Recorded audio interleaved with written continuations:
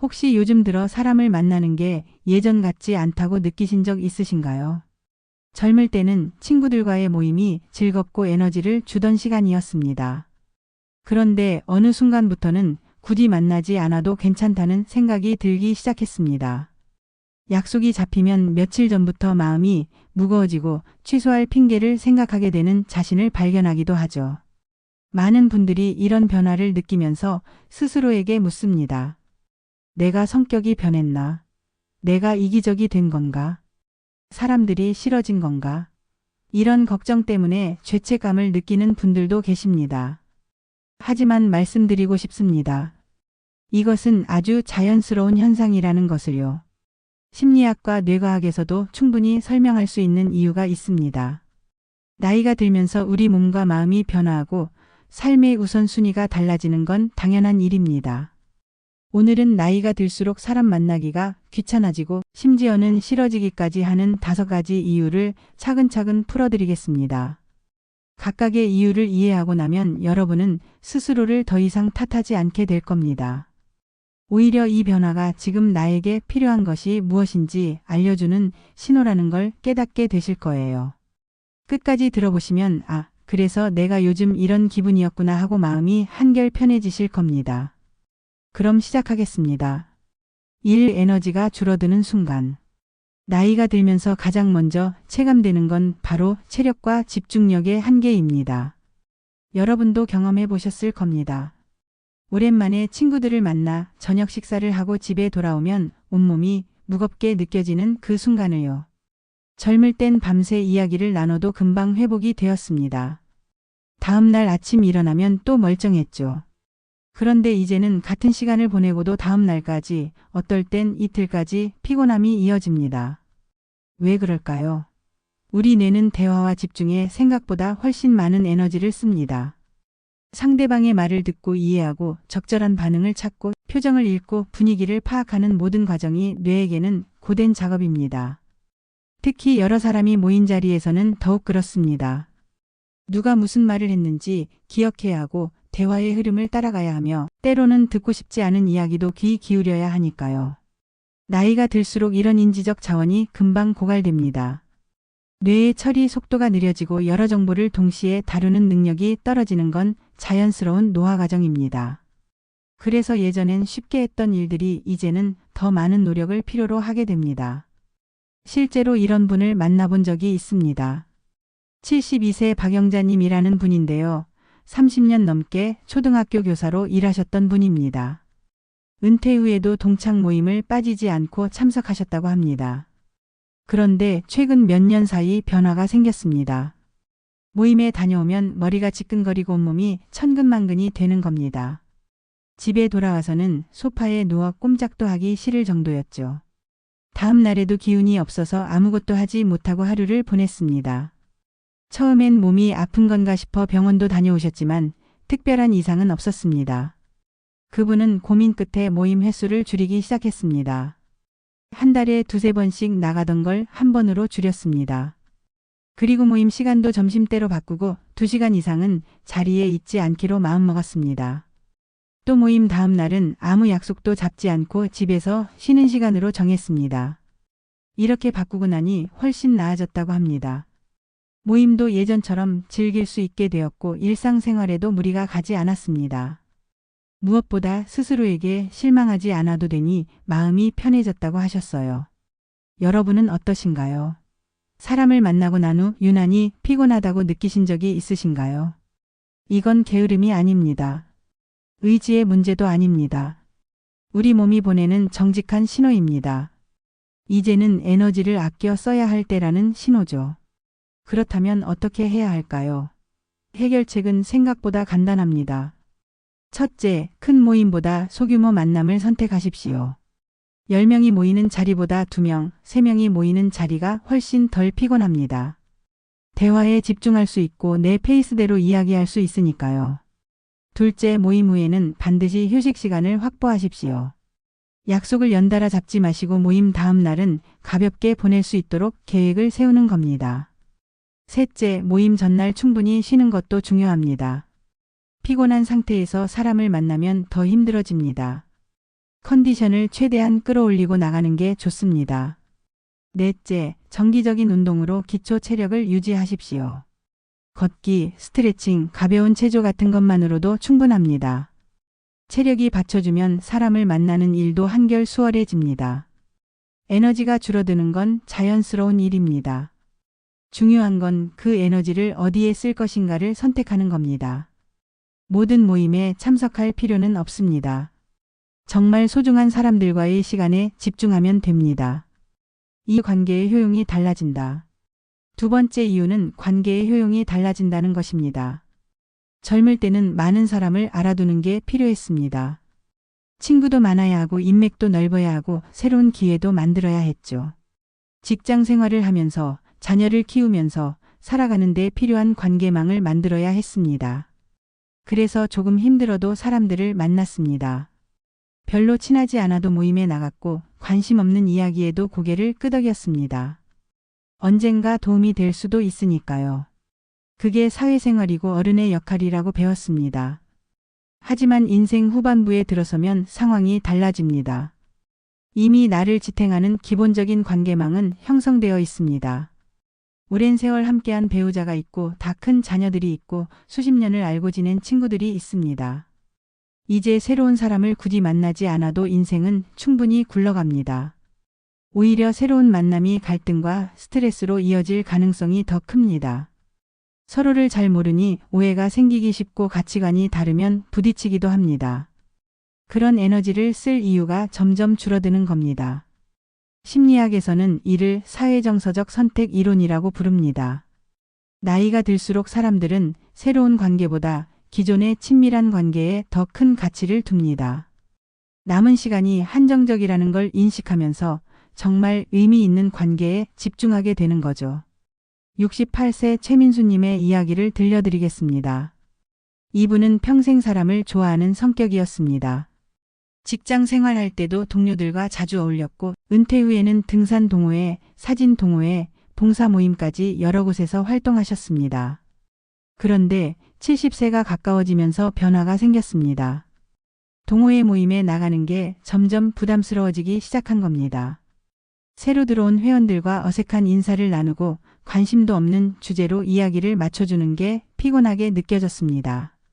어느 날 오랜 친구 한 명과 단둘이 차를 마시는 시간을 가졌습니다. 특별한 이야기를 나눈 건 아니었습니다. 요즘 어떻게 지내는지, 건강은 괜찮은지, 자녀들은 잘 있는지 소소한 이야기를 주고받았을 뿐입니다.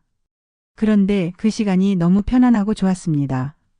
어색할 것도 없고 신경 쓸 것도 없고 그저 있는 그대로의 모습으로 마주 앉아 있을 수 있었습니다. 말을 하지 않아도 서로를 이해하는 그런 관계였습니다. 그 뒤로 그분은 동호회 활동을 대폭 줄였습니다. 대신 정말 가까운 친구 서너 명과 정기적으로 만나는 시간을 만들었습니다.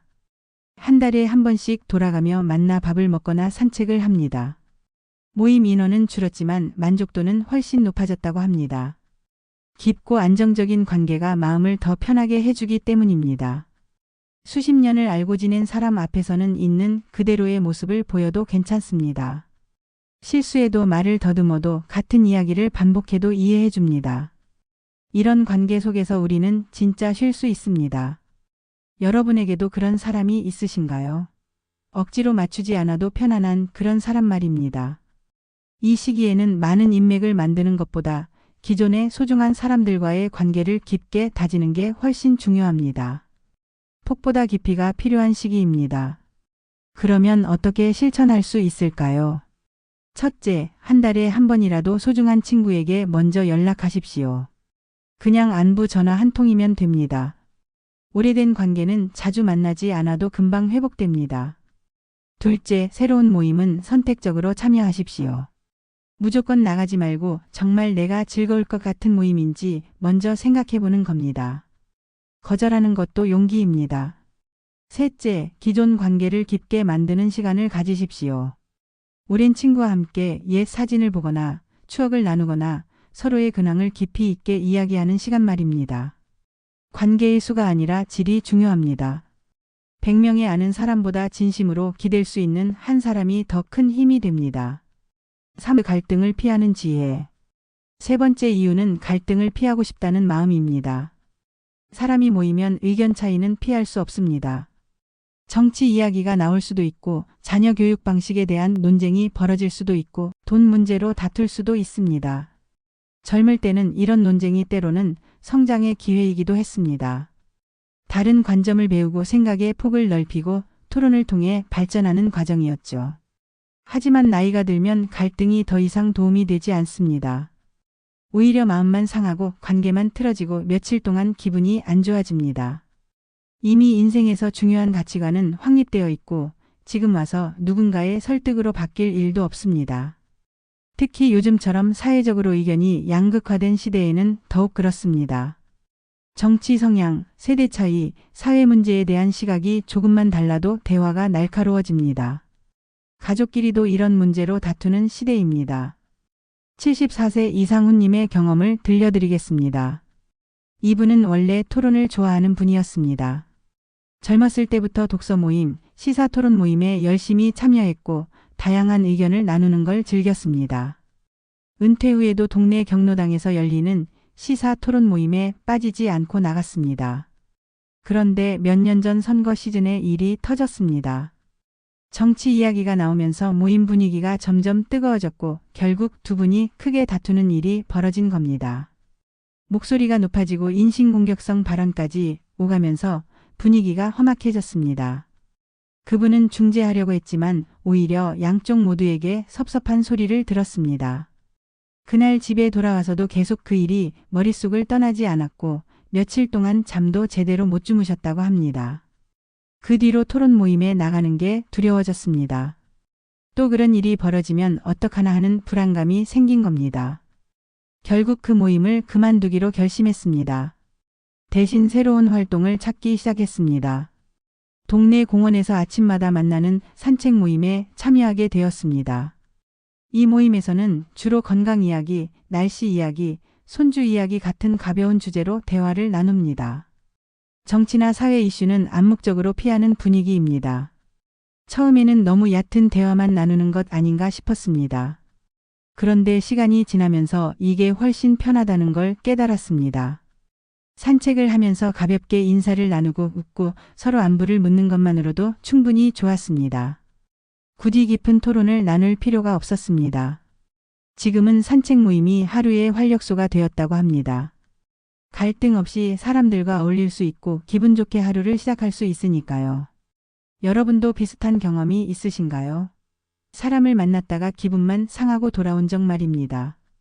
나이가 들수록 불필요한 갈등을 피하는 것이 마음의 평온을 지키는 길입니다. 이건 비겁함이 아니라 지혜입니다. 내 마음의 평화를 지키는 것이 더 중요하다는 걸 아는 겁니다. 그렇다면 어떻게 실천할 수 있을까요? 첫째, 의견 충돌이 예상되는 자리는 과감히 거절하십시오. 정치 토론, 종교 모임, 논쟁적인 주제가 오갈 것 같은 자리라면 애초에 피하는 게 낫습니다. 둘째, 갈등이 없는 취미나 활동 모임에 집중하십시오. 그림 그리기, 노래 부르기, 산책하기, 요리하기처럼 함께 무언가를 즐기는 모임이 좋습니다. 셋째, 대화 주제를 부드럽게 전환하는 기술을 익히십시오. 민감한 주제가 나오면 그것보다 요즘 날씨가 참 좋네요. 같은 식으로 자연스럽게 화제를 바꾸는 겁니다. 넷째, 불편한 관계는 정리할 용기를 가지십시오. 만날 때마다 기분이 나쁘다면 그 관계는 이제 내려놓아도 됩니다. 평화로운 일상이 무엇보다 소중합니다. 내 마음을 힘들게 하는 만남은 과감히 줄이십시오. 루틴이 삶의 중심이 된다. 네 번째 이유는 루틴이 삶의 중심이 되기 때문입니다. 나이가 들수록 하루의 루틴이 점점 뚜렷해집니다. 아침 6시에 일어나서 따뜻한 물 한 잔을 마시고 30분 산책을 나갑니다. 돌아와서 아침 식사를 하고 신문을 읽습니다. 오전에는 가벼운 집안일을 하고 오후에는 낮잠을 잡니다. 저녁 식사 후에는 텔레비전을 보거나 책을 읽다가 일찍 잠자리에 듭니다. 이런 루틴이 단조로워 보일 수도 있습니다. 하지만 이 반복되는 일상 속에서 우리는 안정감을 느낍니다. 몸도 마음도 이 리듬에 익숙해져 있습니다. 언제 무엇을 할지 정해져 있으니 불안하지 않고 예측 가능하니 편안합니다. 그런데 이런 루틴이 깨지는 순간 불편함과 피로가 배가 됩니다. 약속 때문에 산책을 못 가면 하루 종일 몸이 찌뿌둥합니다. 점심 약속 때문에 낮잠을 못 자면 오후 내내 졸립니다. 저녁 모임에 나갔다가 늦게 들어오면 다음날 리듬이 완전히 망가집니다. 젊을 때는 이런 변화에 금방 적응했습니다. 오늘 늦게 자면 내일 조금 늦게 일어나면 그만이었죠. 하지만 나이가 들면 한번 무너진 리듬을 회복하는데 며칠이 걸립니다. 그래서 루틴을 지키는 게 점점 더 중요해집니다. 70세 최영희님의 이야기입니다. 이분은 매일 아침 7시에 일어나 동네 뒷산을 30분 정도 걷습니다. 이 산책이 하루의 시작이고 활력소입니다. 산책을 하면서 맑은 공기를 마시고 아침 햇살을 받고 가벼운 운동을 하면 몸도 마음도 깨어나는 기분이 듭니다. 그런데 얼마 전 오랜 친구가 아침 일찍 병원에 가야 하니 함께 가자고 연락을 했습니다. 친구를 도와주고 싶은 마음에 흔쾌히 승낙했습니다. 아침 산책을 건너뛰고 친구와 병원에 다녀왔습니다. 병원 일을 마치고 집에 돌아왔을 때는 이미 오전이 다 지나 있었습니다. 점심을 먹고 나니 피곤이 몰려왔습니다. 평소 같으면 산책으로 몸을 깨웠을 텐데 오늘은 그러지 못했으니 몸이 무거웠습니다. 오후 내내 기운이 없었고 저녁 먹을 때도 입맛이 없었습니다. 잠자리에 들었지만 잠도 잘 오지 않았습니다. 다음 날도 컨디션이 영 좋지 않았습니다. 고작 하루 산책을 걸은 것뿐인데 이틀 동안 몸 상태가 안 좋았던 겁니다. 그 뒤로 그분은 깨달았습니다. 본인만의 생활 리듬을 지키는 것이 얼마나 중요한지를요. 친구를 돕는 것도 좋지만 내 몸과 마음을 먼저 챙겨야 한다는 걸 알게 된 겁니다. 지금은 아침 약속은 가급적 잡지 않습니다. 정말 급한 일이 아니면 오전 시간은 자신을 위해 쓰기로 했습니다. 친구들에게도 솔직하게 말합니다. 아침 산책이 본인에게 정말 중요하니 오후에 만나자고요. 대부분의 친구들이 이해해 줍니다. 본인만의 생활 리듬을 지키니 훨씬 건강해졌다고 합니다. 몸도 가벼워지고 마음도 평온해졌습니다. 무엇보다 스스로를 소중히 여기게 되었다고 말씀하셨습니다. 여러분의 하루 루틴은 어떠신가요? 혹시 그 루틴을 지키기 위해 약속을 거절한 적이 있으신가요? 루틴은 단순한 습관이 아닙니다. 나이가 들수록 루틴은 건강과 행복을 유지하는 핵심이 됩니다. 규칙적인 생활이 수면의 질을 높이고 식욕을 정상화하고 전반적인 컨디션을 안정시킵니다. 따라서 무리하게 약속을 잡기보다는 내 루틴을 존중하는 것이 필요합니다. 남의 시간에 맞추느라 내 시간을 망치지 마십시오. 그럼 어떻게 실천할 수 있을까요? 첫째, 루틴을 먼저 고려해서 약속을 잡으십시오. 아침 산책이 중요하다면 오전 약속은 피하고 낮잠 시간이 필요하다면 오후 이른 시간 약속은 사양하는 겁니다. 둘째, 모임이 있다면 짧고 간단하게 참여하십시오. 꼭 처음부터 끝까지 다 있을 필요는 없습니다. 1시간만 얼굴 비추고 나와도 됩니다. 셋째, 약속 다음 날은 여유 있게 계획을 세우십시오. 루틴이 깨졌을 때 회복할 시간을 미리 확보하는 겁니다. 넷째, 주변 사람들에게 솔직하게 말하십시오. 내가 아침형 인간이라서 일찍 자야 해서 낮잠을 자야 해서 등 이유를 설명하면 대부분 이해해 줍니다. 나만의 리듬을 지키는 것은 이기적인 게 아닙니다. 오히려 건강하게 오래 살기 위한 현명한 선택입니다. 실망과 혼자의 평온. 다섯 번째이자 마지막 이유는 실망의 누적과 혼자의 평온입니다. 살다 보면 사람들에게 상처를 받습니다. 믿었던 친구가 뒤에서 나쁜 말을 하고 도와줬던 사람이 배신하고 진심을 나눴던 사람이 떠나갑니다. 젊을 때는 이런 상처를 받아도 다시 일어설 힘이 있었습니다. 또 다른 사람을 만나면 되지, 세상에 좋은 사람 많아, 이렇게 생각하며 다시 마음을 열었습니다. 하지만 나이가 들면서 이런 경험이 쌓이고 쌓입니다. 한두 번이 아니라 수십 번, 수백 번의 실망이 축적됩니다. 그러다 보면 새로운 만남에 대한 기대보다 두려움이 앞서게 됩니다. 또 상처받지 않을까, 또 실망하지 않을까 하는 불안감이 생기는 겁니다. 게다가 나이가 들수록 대화 주제도 비슷해집니다. 건강 이야기, 자식 이야기, 옛날 이야기가 반복됩니다. 새로운 자극이 없고 배울 것도 없고 그저 시간만 가는 대화들입니다. 이런 대화를 나누느니 차라리 집에서 책을 읽거나 텔레비전을 보는 게 낫다는 생각이 듭니다. 69세 정민호님의 경험을 들려드리겠습니다. 이분은 평생 성실하게 살아온 분입니다. 작은 사업체를 운영하면서 주변 사람들을 많이 도와주셨습니다. 친구가 어려우면 돈도 빌려주고 일자리가 필요하면 소개도 해주고 누가 부탁하면 거절하지 못하는 성격이었습니다. 그러다가 60대 초반에 큰 일을 겪었습니다. 오랫동안 알고 지낸 지인에게 큰 돈을 빌려줬는데 그 사람이 연락을 끊어버린 겁니다. 처음에는 사정이 어려워서 그런가 보다 하고 기다렸습니다. 하지만 시간이 지나도 연락이 없었고 나중에 알고 보니 다른 곳에서 돈을 쓰고 있었습니다. 돈보다 더 큰 상처는 배신감이었습니다. 20년 넘게 알고 지낸 사람이었습니다. 함께 술도 마시고 여행도 가고 가족 모임도 했던 사이였습니다. 그런 사람이 돈 때문에 등을 돌리니 세상이 무너지는 것 같았습니다. 그 일 이후로 사람을 만나는 게 두려워졌습니다. 누구를 믿어야 할지, 어디까지 마음을 열어야 할지 알 수 없었습니다. 새로운 사람을 만나면 이 사람도 나중에 배신하지 않을까 하는 의심이 먼저 들었습니다. 결국 사람 만나는 걸 대폭 줄였습니다. 모임에도 나가지 않고 새로운 약속도 잡지 않았습니다. 처음에는 외로웠습니다. 하지만 시간이 지나면서 이 시간이 나쁘지 않다는 걸 깨달았습니다. 혼자 있으니 오히려 마음이 편했습니다. 누구 눈치를 볼 필요도 없고 상처받을 일도 없고 실망할 일도 없었습니다. 아침에 일어나 커피를 내려 마시고 좋아하는 클래식 음악을 들으며 신문을 읽는 시간이 행복했습니다. 주말에는 가족들과 시간을 보냈습니다.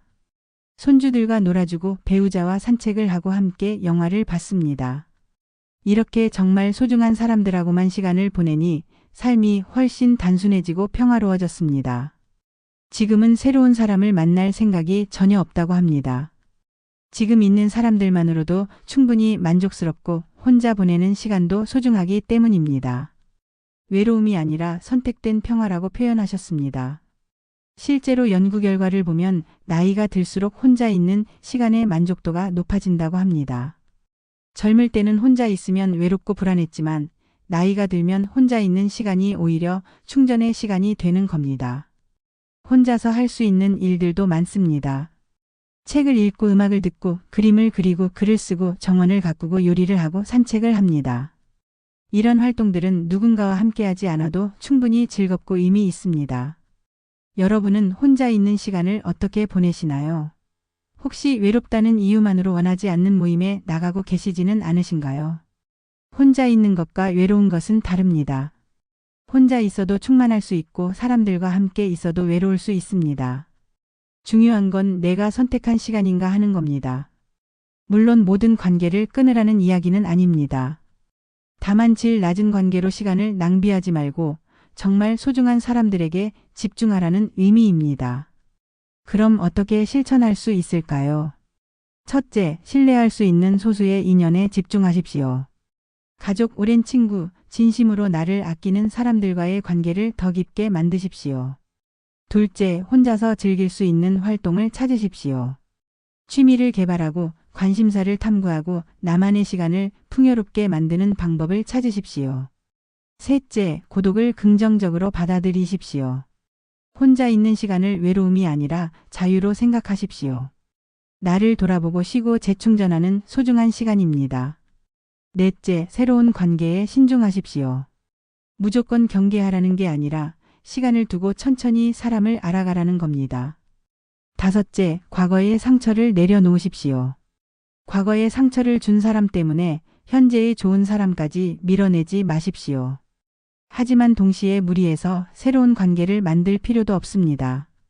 결국 혼자 있는 시간이 외로움이 아니라 선택된 평화로 다가오는 순간 우리는 진정한 자유를 얻게 됩니다. 마무리 멘트. 오늘은 나이가 들수록 사람 만나기가 싫어지는 5가지 이유에 대해 말씀드렸습니다.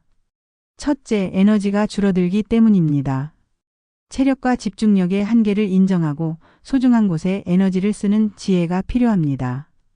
둘째, 관계의 효용이 달라지기 때문입니다. 많은 인맥보다 깊은 관계가 더 중요한 시기입니다. 셋째, 갈등을 피하고 싶기 때문입니다. 마음의 평온이 무엇보다 소중한 나이입니다. 넷째, 루틴이 삶의 중심이 되기 때문입니다. 나만의 리듬을 지키는 것이 건강한 삶의 기초입니다. 다섯째, 실망이 쌓이고 혼자의 평온을 알게 되기 때문입니다. 고독이 외로움이 아니라 자유가 될 수 있습니다. 이 모든 변화는 절대 나쁜 것이 아닙니다. 오히려 자연스러운 인생의 흐름입니다. 젊을 때는 넓게 많이 활발하게 살았다면 이제는 깊게, 소중하게, 편안하게 사는 시기입니다. 지금이야말로 정말 필요한 사람과의 관계에 집중하고 나 자신과의 시간을 소중히 여겨야 한다는 신호일 수 있습니다. 삶의 후반부는 양이 아니라 질로 승부하는 시간입니다. 여러분도 혹시 요즘 사람 만나기가 귀찮다는 생각이 드신다면 죄책감을 가질 필요가 없습니다. 그건 내가 이기적이어서가 아닙니다. 내가 변해서도 아닙니다. 그만큼 내 삶을 더 편안하게, 더 지혜롭게 가꾸고 있다는 증거입니다. 다만 꼭 기억할 것이 있습니다. 모든 만남을 끊는 것이 아니라 내 삶을 따뜻하게 만들어주는 몇 안 되는 소중한 인연은 꼭 지켜야 한다는 겁니다. 가족, 오랜 친구, 진심으로 나를 아끼는 사람들과의 관계는 계속 이어가십시오. 그 관계들이 인생의 마지막까지 여러분을 지탱해 줄 테니까요. 또한 혼자 있는 시간을 풍요롭게 만드는 노력도 필요합니다. 새로운 취미를 찾고 오래 미뤄뒀던 책을 읽고 산책을 하고 음악을 듣고 글을 쓰십시오. 혼자서도 충분히 행복할 수 있다는 걸 발견하게 될 겁니다. 사람 만나는 횟수가 줄어든다고 해서 삶의 질이 떨어지는 건 아닙니다. 오히려 불필요한 관계를 정리하고 나면 삶이 훨씬 가볍고 평화로워집니다. 남의 기준이 아니라 내 기준으로 사는 법을 배우게 됩니다. 그러니 주변 사람들이 뭐라고 해도 신경 쓰지 마십시오. 왜 요즘 안 나오냐고, 사람들 안 만나냐고 물어봐도 담담하게 대답하십시오. 요즘은 집에 있는 게 좋아서요 라고 말입니다. 그게 솔직한 마음이고 그게 지금의 나에게 필요한 삶이니까요. 마지막으로 한 가지만 더 말씀드리겠습니다. 혹시 정말 외롭다면, 사람이 그립다면 그때는 용기를 내서 먼저 연락하십시오. 오랜 친구에게 전화를 걸고 가족과 시간을 보내고 새로운 모임을 찾아보십시오. 관계를 선택하는 것과 완전히 고립되는 것은 다릅니다. 중요한 건 내가 선택하는 삶입니다. 누군가의 기대에 맞추는 게 아니라 내가 원하는 방식으로 사는 겁니다. 만나고 싶으면 만나고 혼자 있고 싶으면 혼자 있는 자유 말입니다. 오늘 이야기가 여러분께 조금이나마 위로가 되었기를 바랍니다. 혹시 공감되는 부분이 있으셨다면 좋아요 버튼을 눌러주시고 구독도 부탁드립니다. 여러분의 경험과 생각도 댓글로 나눠주시면 감사하겠습니다. 서로의 이야기가 큰 위로가 될 수 있으니까요. 나이 든다는 건 많은 것을 잃는 과정이기도 하지만 동시에 정말 소중한 것이 무엇인지 알아가는 과정이기도 합니다. 지금 여러분이 사람 만나기를 망설이고 있다면 그건 더 나은 삶을 위한 선택일 수 있습니다. 편안한 하루, 평온한 일상, 따뜻한 관계, 그게 바로 우리가 추구해야 할 행복입니다. 그 행복을 위해 때로는 혼자 있는 용기도 필요하고 거절하는 용기도 필요합니다. 오늘도 여러분의 선택을 응원합니다. 여러분이 선택한 그 길이 옳은 길입니다. 스스로를 믿으시고 스스로를 소중히 여기십시오. 그럼 오늘도 평온한 하루 되시길 바랍니다. 건강하시고 행복하십시오. 감사합니다.